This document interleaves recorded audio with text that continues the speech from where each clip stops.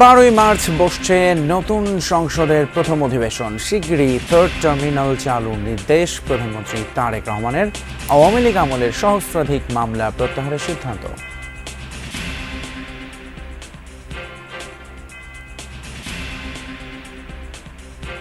Interim গভর্নমেন্টের আমলে যে সমস্ত অধ্যাদেশ প্রণয়ন করা হয়েছে সেগুলো উপস্থাপন করা হবে। বাংলাদেশের সাথে সম্পর্কে তৃতীয় কারো হস্তক্ষেপ চায় না চীন। বর্তমান সরকারের সাথে কাজ করতে চায় ভারত। পররাষ্ট্রমন্ত্রীর সাথে বৈঠক করলেন পাক হাই কমিশনার। সবার আগে বাংলাদেশ নীতি অব্যাহত রেখে ঢাকায় বেইজিং সম্পর্ক নতুন উচ্চতায় নিতে প্রস্তুত আছি আমরা। গণতান্ত্রিক, প্রগতিশীল ও অন্তর্ভুক্তিমূলক বাংলাদেশ গড়তে বর্তমান সরকারের সাথে কাজ করবে ভারত। বান্দরবানের লামা থেকে ফ্যামিলি কার্ডের প্রাথমিক কার্যক্রম শুরুর সিদ্ধান্ত। পর্যায়ক্রমে শিক্ষকদের সব দাবি সমাধানের আশ্বাস শিক্ষামন্ত্রী। কেউ কাউকে কোনো চাঁদা দিবেন না, চাঁদা নিতে আসলে ধরে রাখবেন, আমাদেরকে খবর দিবেন এই চাঁদাবাজকে ধরা হয়েছে।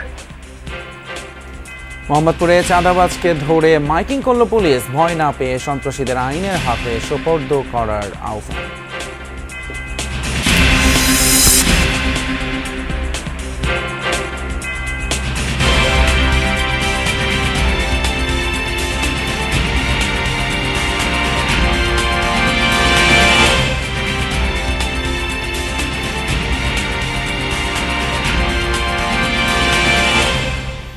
সবাইকে আমন্ত্রণ, যমুনা নিউজে আপনাদের সঙ্গে আছি আমি ফয়সাল তিতুমির। এতক্ষণ শিরোনামগুলো দেখলেন। দ্রুত সময়ের মধ্যে হযরত শাহজালাল আন্তর্জাতিক বিমানবন্দরে থার্ড টার্মিনাল চালু করার কথা ভাবছে সরকার। প্রধানমন্ত্রীর সভাপতিত্বে থার্ড টার্মিনাল বিষয়ক সভা শেষে সরকারের এমন সিদ্ধান্তের কথা জানান বেসামরিক বিমান পরিবহন মন্ত্রী আফরোজা খানম রিতা। রোববার সকালে সচিবালয়ে আরও কয়েকটি বৈঠকে অংশ নেন প্রধানমন্ত্রী তারেক রহমান। দুপুরে প্রধানমন্ত্রীর সঙ্গে বৈঠক শেষে স্বরাষ্ট্রমন্ত্রী জানান 12ই মার্চ বসতে যাচ্ছে ত্রয়োদশ সংসদের প্রথম অধিবেশন। খুব সকালেই সচিবালয়ে প্রধানমন্ত্রী তারেক রহমান। সকাল 9:05 মন্ত্রিপরিষদ বিভাগে অফিস করতে আসেন প্রধানমন্ত্রী। তখনও সচিবালয় শুরু হয়নি পুরোদস্তুর কর্মযজ্ঞ। তাকে স্বাগত জানান মুখ্য সচিব ABM আব্দুস সাত্তার। দিনের শুরুতেই প্রধানমন্ত্রীর সঙ্গে সৌজন্য সাক্ষাৎ করেন ঢাকায় নিযুক্ত সৌদি আরবের রাষ্ট্রদূত ডক্টর আবদুল্লাহ জাফর H বিন আবিয়া। সকাল 11টায় মন্ত্রিপরিষদ বিভাগে এই সাক্ষাৎ অনুষ্ঠিত হয়। সৌদি যুবরাজ মোহাম্মদ বিন সালমানের পক্ষ থেকে প্রধানমন্ত্রীকে অভিনন্দন বার্তাও পৌঁছে দেন রাষ্ট্রদূত। সাক্ষাতেই দুই দেশের স্বার্থ সংশ্লিষ্ট বিভিন্ন বিষয়ে আলোচনা করেন তারা। পররাষ্ট্রমন্ত্রীর সাথে বৈঠক ছিল, পররাষ্ট্র মন্ত্রণালয় কিছু এজেন্ডা ছিল, ওনার সাথে বসছি, অগ্রগতি দেওয়া হচ্ছে বিভিন্ন বিষয়ে। সৌদি অ্যাম্বাসেডার ওনার উপর ওনার সাথে সৌজন্য সাক্ষাৎ করছে। দুপুরে সচিবালয়ে প্রধানমন্ত্রীর সভাকক্ষে হযরত শাহজালাল আন্তর্জাতিক বিমানবন্দরের থার্ড টার্মিনাল বিষয়ে সভা অনুষ্ঠিত হয়। এতে সভাপতিত্ব করেন প্রধানমন্ত্রী তারেক রহমান। বৈঠকে থার্ড টার্মিনালের অগ্রগতি এবং কিভাবে দ্রুততম সময়ে চালু করা যায় সেটি নিয়ে আলোচনা করা হয়। অর্থ ও পরিকল্পনা মন্ত্রী আমির খসরু মাহমুদ চৌধুরী, বেসামরিক বিমান পরিবহন ও পর্যটন মন্ত্রী আফরোজা খানম, প্রতিমন্ত্রী এম রাশিদুজ্জামান মিল্লাত, বেসামরিক বিমান চলাচল কর্তৃপক্ষের chairman air vice marshal Mohammad Mostafa Mahmud Siddique সভায় উপস্থিত ছিলেন। আসলে কেন চালু হতেছে এটা তো ইন্টারিম গভর্নমেন্টের সময় ছিল, কবে নাগাদ এটা তো বলা যাবে না। এটা তো এখন আজকে আলাপ আলোচনা হলো, ইনভেস্টিগেশন হবে, কিভাবে এটাকে আমরা তাড়াতাড়ি করতে পারি সেটা নিয়ে কাজ চলছে। এখন নির্দিষ্ট কোনো টাইম দেওয়া যাবে না। এরপর প্রধানমন্ত্রী তারেক রহমানের সঙ্গে সৌজন্য সাক্ষাৎ করেন স্থানীয় সরকার মন্ত্রী মির্জা ফখরুল ইসলাম আলমগীর, স্বরাষ্ট্রমন্ত্রী সালাউদ্দিন আহমদ, আইনমন্ত্রী আসাদুজ্জামান আসাদ ও প্রধানমন্ত্রীর রাজনৈতিক উপদেষ্টা মির্জা আব্বাস ও নজরুল ইসলাম খান। এদিকে বিকেলে আওয়ামী লীগ সরকারের আমলে বিএনপি নেতাকর্মীদের বিরুদ্ধে দায়েরকৃত 1006টি রাজনৈতিক মামলা প্রত্যাহারের অনুমোদন দেয় স্বরাষ্ট্র মন্ত্রণালয়। প্রধানমন্ত্রীর পরামর্শ ক্রমেই সংসদ অধিবেশন আহ্বান করবেন রাষ্ট্রপতি। সেটা নির্ধারণ হয়েছে 12 তারিখে মার্চের সংসদ অধিবেশন আহ্বান করা হবে এবং সেই অধিবেশনে কি কি কর্মসূচি থাকবে, কার্যসূচি, অর্ডার অফ দি ডে, সে বিষয়ে আলোচনা হয়েছে। যেমন সেই অধিবেশনে স্পিকার, ডেপুটি স্পিকার নির্বাচিত হবে এবং ইন্টারিম গভর্নমেন্টের আমলে যে সমস্ত অধ্যাদেশ প্রণয়ন করা হয়েছে সেগুলো উপস্থাপন করা হবে। বেলা ৩টায় মন্ত্রিপরিষদ বিভাগে প্রধানমন্ত্রীর সভাপতিত্বে সুস্বাস্থ্যের বাংলাদেশ গঠন বিষয়ে সভা অনুষ্ঠিত হয়। সভায় স্বাস্থ্য ও পরিবার কল্যাণমন্ত্রী সরদার মোহাম্মদ সাখাওয়াত হোসেন, মন্ত্রিপরিষদ সচিব, প্রধানমন্ত্রীর মুখ্য সচিব সহ উপদেষ্টা মাহদি আমিন উপস্থিত ছিলেন, যেখানে বেশ কিছু পরামর্শ তুলে ধরে আগামী দিনে এ বিষয়ে চূড়ান্ত কর্মসূচি গ্রহণ করতে স্বাস্থ্যমন্ত্রীর প্রতি নির্দেশনা দেন প্রধানমন্ত্রী তারেক রহমান। সাইফুদ্দিন রবিন, যমুনা নিউজ, ঢাকা। প্রধানমন্ত্রী তারেক রহমানের সবার আগে বাংলাদেশ নীতিকে সমর্থন জানিয়েছে চীন। রাষ্ট্রদূতের আশা, পারস্পরিক সহযোগিতার মাধ্যমে নতুন উচ্চতায় পৌঁছাবে ঢাকা বেইজিং সম্পর্ক। তিস্তা প্রকল্পে অর্থায়নে তার সরকার প্রস্তুত বলেও জানান তিনি।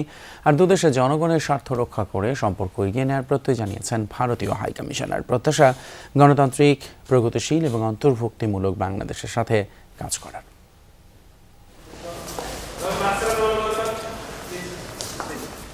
পররাষ্ট্রমন্ত্রী ডক্টর খলিলুর রহমান ও প্রতিমন্ত্রী শামা ওবায়দের সাথে সাক্ষাৎ করতে মন্ত্রণালয়ে আসেন চীনের রাষ্ট্রদূত ইয়াও ওয়েন। ঘণ্টাখানেক বৈঠকের পর রাষ্ট্রদূত চীন বাংলাদেশ সম্পর্ক বিনির্মাণে প্রধানমন্ত্রী তারেক রহমানের পিতা ও মাতার কথা স্মরণ করেন। জানান, বাংলাদেশ সহ দক্ষিণ এশিয়ার দেশগুলোর সাথে চীনের সম্পর্ক নিয়ে তৃতীয় কোনো দেশের হস্তক্ষেপের সুযোগ নেই। নতুন সরকারের প্রতি সমর্থন জানিয়ে তিস্তা প্রকল্প বাস্তবায়নে বেইজিং প্রস্তুত বলেও জানান তিনি। China supports Bangladesh in pursuing its Bangladesh first policy. সবার আগে বাংলাদেশ নীতি অব্যাহত রেখে ঢাকায় বেইজিং সম্পর্ক নতুন উচ্চতায় নিতে প্রস্তুত আছি আমরা। তিস্তা বহুমুখী প্রকল্প নিয়েও আমাদের প্রস্তুতি আছে। ঢাকা চাইলেই কাজ শুরু হবে। Willing to work with new government to proceed with these projects. ইউএনের পরপরই নতুন মন্ত্রী প্রতিমন্ত্রীকে শুভেচ্ছা জানাতে আসেন ভারতীয় হাইকমিশনার প্রণয় ভার্মা। ঘণ্টাখানেক বৈঠকের পর তিনি বলেন, দুদেশের জনগণের স্বার্থ বজায় রেখে সম্পর্ক এগিয়ে নিতে চায় ভারত। সরাসরি ভিসা নিয়ে কথা না বললেও দ্রুতই সব স্বাভাবিক হওয়ার ইঙ্গিত ছিল হাইকমিশনারের। To support democratic, progressive and inclusive Bangladesh. গণতান্ত্রিক, প্রগতিশীল ও অন্তর্ভুক্তিমূলক বাংলাদেশ গড়তে বর্তমান সরকারের সাথে কাজ করবে ভারত। জনগণ কেন্দ্রিক বিষয় সামনে রেখেই এগুবে দুই দেশ। Our people-centric cooperation in all domains. এদিন বিকাল 4:30 থেকে প্রায় ঘণ্টাখানেক মন্ত্রী ও প্রতিমন্ত্রীর সাথে কথা বলেন পাকিস্তানের হাইকমিশনার ইমরান হায়দার। একই দিন পাক পররাষ্ট্রমন্ত্রীও টেলিফোনে কথা বলেন পররাষ্ট্রমন্ত্রী ডক্টর খলিলুর রহমানের সাথে। দিনের শুরুতে মন্ত্রী প্রতিমন্ত্রীর সাথে সৌজন্য সাক্ষাৎ করেন সৌদি রাষ্ট্রদূত আবদুল্লাহ জাফের এইস বিন আবিয়া। মাহফুজ মিশু, যমুনা নিউজ, ঢাকা। দাবি জানাতে এসে শিক্ষামন্ত্রীর প্রশ্নের মুখে পড়লেন বিএনপি পন্থী শিক্ষক নেতারা। 101 সদস্যের বিশাল প্রতিনিধি দল নিয়ে শিক্ষকেরা মন্ত্রণালয়ে বৈঠক করতে গেলে মন্ত্রী বলেন, শুধু দাবি উত্থাপন নয়, অর্পিত দায়িত্ব পালনে প্রতিজ্ঞাও করতে হবে। এ সময় তিনি বলেন, মন্ত্রী প্রতিমন্ত্রী দুর্নীতি করবে না, কাউকে করতেও দেবে না। শিক্ষকদের শতভাগ ঈদ বোনাস, চাকরি জাতীয়করণ সহ 13 দফার যৌক্তিক দাবি পর্যায়ক্রমে বাস্তবায়নের আশ্বাস দিয়েছেন শিক্ষামন্ত্রী ও প্রতিমন্ত্রী। সরগরম শিক্ষা মন্ত্রণালয়ের সভাকক্ষ।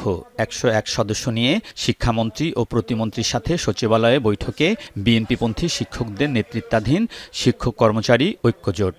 শুরুতেই জোটের চেয়ারম্যান ও কুমিল্লা 2 আসনের নবনির্বাচিত সংসদ সদস্য অধ্যক্ষ মোহাম্মদ সেলিম ভুইয়া শিক্ষকদের 13 দফা দাবি তুলে ধরেন। কিন্তু একজন এমপি কমপক্ষে 3টি শিক্ষা প্রতিষ্ঠানের চেয়ারম্যান যাতে হতে পারে। এই শিক্ষা প্রতিষ্ঠানগুলিতে যদি এমপিরা যদি তদারকি না করে, তাহলে শিক্ষা প্রতিষ্ঠানগুলি হারিয়ে যাবে। 64 জেলায় যদি আপনি একজন জেলা শিক্ষক হিসাবে দেখাইতে পারেন সত্য, তাহলে আমি শিক্ষক সংগঠন ছেড়ে দেব। বোর্ডগুলিতে যে চেয়ারম্যান আছে, আপনি ঢাকা বোর্ডে যান জামাত, আপনি কুমিল্লা বোর্ডে যান জামাত, এবং তারা মিটিং করে জামাতের জন্য ভোট চাইছে। তারা সব দাবি নখদর্পণে কাজও শুরু করেছেন জানিয়ে শিক্ষামন্ত্রী এ সময় প্রশ্ন রাখেন শিক্ষক নেতাদের প্রতি। বলেন, নিজেদের দায়িত্ব শিক্ষকরা কতটুকু পালন করবেন। আপনারা কি করবেন, আমাদেরকে কি দিবেন? Vice versa, one hand washes the others. আগে বলেন আমরা দাবি দেওয়া পূরণের জন্য কাজ করে যাব, আপনারা কি করবেন এটা তো একবার বলেননি। শিক্ষামন্ত্রী বলেন, 100 ভাগ ঈদ বোনাস, আলাদা বেতন স্কেল, চাকরি জাতীয়করণ সহ 13 দফা দাবি নিয়ে প্রধানমন্ত্রীর সাথে আলোচনা করবেন। নির্দেশনা অনুযায়ী নেওয়া হবে ব্যবস্থা। বেতন স্কেলের কথা বলেছে, এগুলি আমাদের কনসিডারেশন সবকিছু আছে। ঈদ বোনাস ছিল 25%, 17 বছর পরে এই ইমিডিয়েট প্যারেন্ট সরকার আপনাদের 25 থেকে 50 করেছেন। আমাদের মাননীয় প্রতিমন্ত্রী সাহেব বললেন মনিটারি বিষয়গুলো বাজেট অ্যালোকেশনের বিষয় রয়েছে, এটা আমরা পর্যালোচনা করব। আপনাদের দাবি মাননীয় প্রধানমন্ত্রীর কাছে উত্থাপন করা হবে।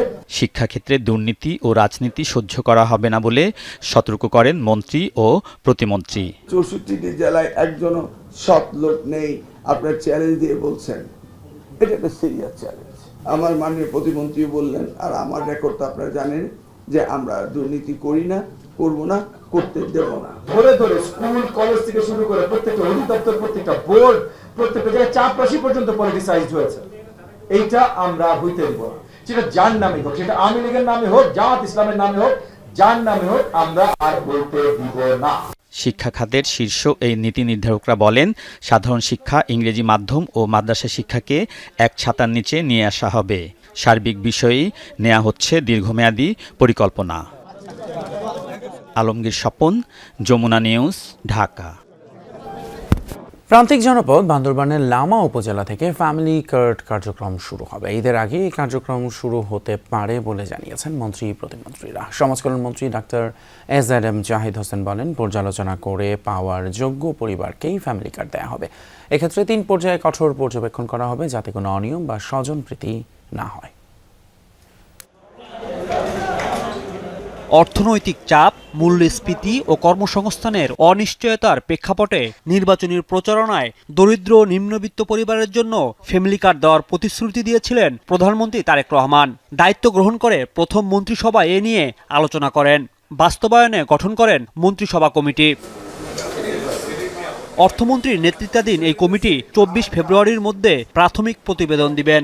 কমিটির সদস্য সমাজ কল্যাণ মন্ত্রী জানান, প্রকৃত হতদরিদ্রদের কার্ড দেওয়া হবে। এর সুযোগ সুবিধাও থাকবে ভিন্ন। নারী প্রধান, অর্থাৎ মহিলাদেরকে ক্ষমতায়ন, মহিলাদেরকে আপনার অর্থনৈতিকভাবে স্বাবলম্বী করা, এটাই হচ্ছে এই ফ্যামিলি কার্ড প্রদানের সবচেয়ে বড় উদ্দেশ্য। এবং পিছিয়ে পড়া এই মাদেরকে সামনে আনা, তাদেরকে সম্মানিত করা, তাদের মর্যাদা দেওয়া, সেই লক্ষ্যেই ফ্যামিলি কার্ড। আর ফ্যামিলি কার্ড ইউনিভার্সালি দেওয়া হবে, অর্থাৎ এখানে কোনো ধরনের ফ্যামিলি কার্ড দিতে যে কোনো ধরনের পিক অ্যান্ড চুজ এরকম কোনো সুযোগ সুবিধা ব্যবস্থা রাখা হবে না, সো দ্যাট ডিসক্রিমিনেশনের কোনো ধরনের সুযোগ না থাকে। সমাজ কল্যাণ মন্ত্রী বলেন, ফ্যামিলি কার্ড দেওয়ার ক্ষেত্রে স্বচ্ছ প্রক্রিয়া অবলম্বন করা হবে। থাকবে না কোনো দুর্নীতির সুযোগ। কোনো দুর্নীতি, কোনো ধরনের সীমাবদ্ধতা, এগুলো যাতে আমাদের টার্গেট ইনশাআল্লাহ 0% থাকবে। তবে কবে থেকে ফ্যামিলি কার্ড কার্যক্রম শুরু হবে এর জবাবও দেন মন্ত্রী।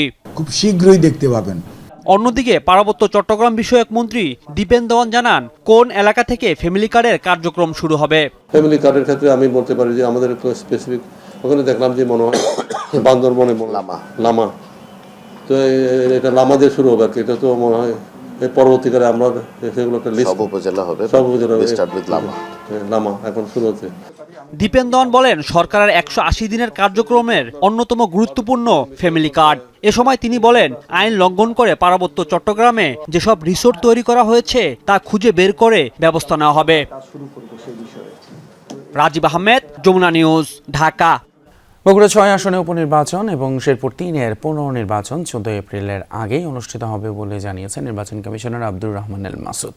রোববার নিজ দপ্তরে সাংবাদিকদের সাথে আলাপকালে কথা জানান তিনি। একই সঙ্গে সংসদ সদস্যদের শপথ গ্রহণের 90 দিনের মধ্যে সংরক্ষিত মহিলা আসনের ভোট করা হবে বলেও জানান কমিশনার রহমান এল মাসুদ। এছাড়া স্থানীয় সরকার নির্বাচন দলীয় নাকি নির্দলীয় প্রতীকে হবে সংসদে তা নির্ধারণের পরই সিটি কর্পোরেশন ভোটের সিদ্ধান্ত নেবে ইসি। বলেন, স্থানীয় সরকার নির্বাচনে মেয়র পদে দলীয় মনোনয়নের বিধান পরিবর্তন নিয়ে জাতীয় সংসদ অধিবেশনের সিদ্ধান্তের অপেক্ষায় রয়েছে নির্বাচন কমিশন। বর্তমানে অধ্যাদেশ জারি করে দলীয় প্রতীক বাদ দেওয়া হলেও সংসদে অনুমোদন করলে বা কোনো পরিবর্তন আনলে সেই অনুযায়ী পরবর্তী ব্যবস্থা নেওয়া হবে।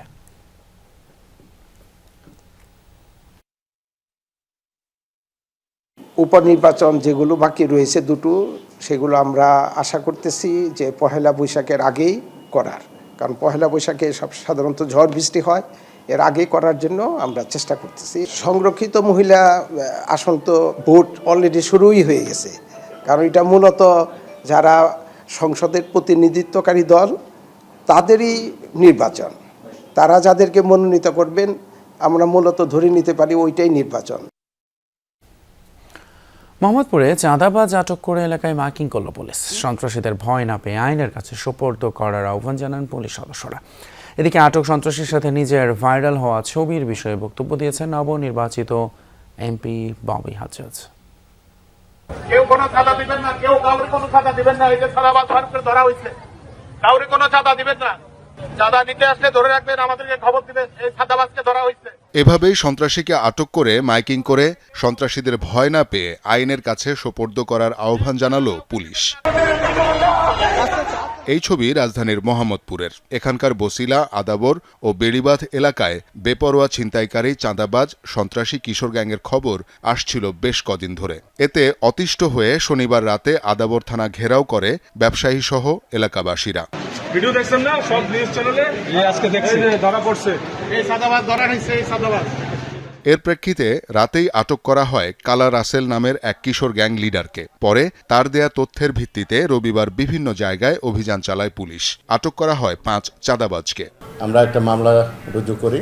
মামলা নিয়ে আমরা যারা ঘটনার সঙ্গে জড়িত ছিল এরকম 5 জনকে আটক করছে। এদিকে মোহাম্মদপুরের নবনির্বাচিত এমপি ও শিক্ষা প্রতিমন্ত্রী ববি হাজ্জাজের সঙ্গে কালা রাসেলের ছবি নেট দুনিয়ায় ভাইরাল। এ নিয়ে সাফাই দিয়েছেন ববি হাজ্জাজ। বলেছেন তার কাছে জনগণই সবকিছু, কোনো সন্ত্রাসীকে প্রশ্রয় দেবেন না তিনি। আমার সাথে ক্যাম্পেইন করতে রাসেলের ছবিও পাওয়া গেছে।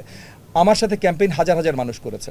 অনেক দুষ্টু মানুষ হয়তো করেছে দেখানোর জন্য, আমার সাথে একটু ছবি তোলার জন্য, যে দেখাবে যে এমপি সাহেবের কাছের আমি। না ভাই, আমার কোনো কাছের লোক নাই, আমার কাছে শুধুমাত্র জনগণ।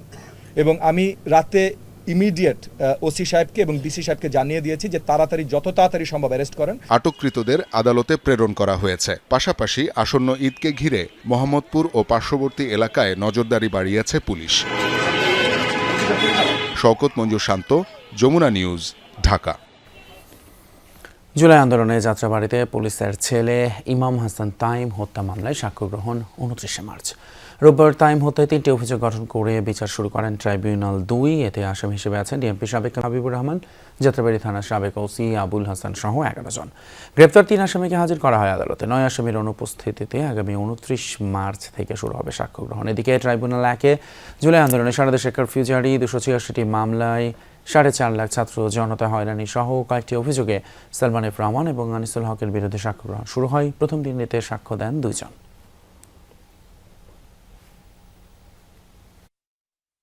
আমরা দেখতে পেয়েছি যে ইমাম হোসেন তাইমকে তার বন্ধু পেছন থেকে জাপটে ধরে সরিয়ে নিয়ে যাওয়ার চেষ্টা করছে এবং একজন পুলিশ কর্মকর্তা তাইমের খুব কাছে এসে বন্দুক টার্গেট করে তাকে বারবার গুলি করছে। পাবনায় সোনালী ব্যাংকের প্রধান শাখা থেকে এক গ্রাহকের টাকা কৌশলে চুরি করে নিয়ে গেছে সংঘবদ্ধ চক্র। ভুক্তভোগী মনিরুল ইসলাম বিজি প্রেসের অবসরপ্রাপ্ত কর্মচারী।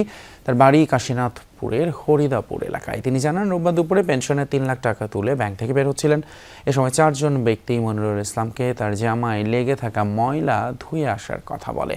পরে তাদের কথা মতো টাকার ব্যাগ নিয়ে বাথরুমে চলে গেলে তারা মনিরুলের পিছু নেয়। মনিরুল টাকার ব্যাগ রেখে জামা ধুতে গেলে চোররা তার ব্যাগ নিয়ে পালিয়ে যায়। এই সময় মনিরুল ধাওয়া দিয়েও তাদের ধরতে পারেননি। সিসিটিভির ফুটেজ দেখে চোর শনাক্তের চেষ্টা চলছে বলে জানিয়েছে সদর থানার ওসি।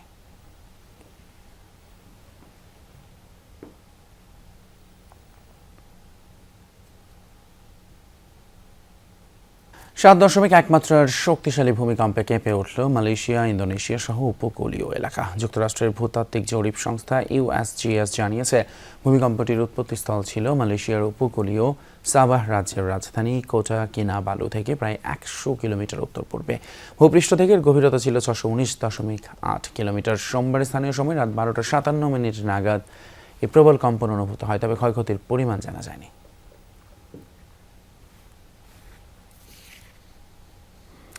নজর দেব খেলার খবর। ক্রিকেটে বিশ্বকাপে দক্ষিণ আফ্রিকার বিপক্ষে 76 রানের বড় ব্যবধানে হেরেছে স্বাগতিক ভারত। আগে ব্যাট করতে নেমে ভারতকে 188 রানের টার্গেট দেয় প্রচেরা। জবাবে 111 রানেই গুটিয়ে যায় স্বাগতিক ভারত। আহমেদাবাদে টস জিতে ব্যাট করতে নেমে শুরুটা ভালো হয়নি দক্ষিণ আফ্রিকার। দলীয় 20 রানের মধ্যে টপরের 3 ব্যাটারকে হারায় তারা। এরপর 97 রানের জুটি গড়ে পাল্টা প্রতিরোধ গড়েন ডেভিড মিলার এবং ব্রেভিস। 45 রান করে ব্রেভিস এবং দলীয় সর্বোচ্চ 63 রানে আউট হন মিলার। শেষ দিকে স্টাফসের 24 বলে 44 রানের ঝড়ো ইনিংসে নির্ধারিত ওভারে 7 উইকেট হারিয়ে 187 রানের সংগ্রহ পায় দক্ষিণ আফ্রিকা। 3 উইকেট নেন জসপ্রীত বুমরা, তবে জবাবে 5 রানের মধ্যে ঈশান কিশন এবং তিলক ভার্মার উইকেট হারায় ভারত। 15 রান করে আউট হন অভিষেক শর্মা। আর ওয়াশিংটন সুন্দর 11 রান করে ফিরলে দলীয় 43 রানেই 4 উইকেট হারিয়ে বসে বর্তমান চ্যাম্পিয়নরা। দলীয় 51 রানে আউট হন অধিনায়ক সূর্য কুমার যাদব। শেষ পর্যন্ত আর সেই ধাক্কা সামলাতে পারেনি ফারদ। মার্কো ইয়ানসেনের 4 উইকেটে দলটি অল আউট হয় 111 রানে। এই ছিল আমাদের যমুনা নিউজের এখনকার আয়োজন। এতক্ষণ সাথে থাকার জন্য ধন্যবাদ আপনাদের সবাইকে।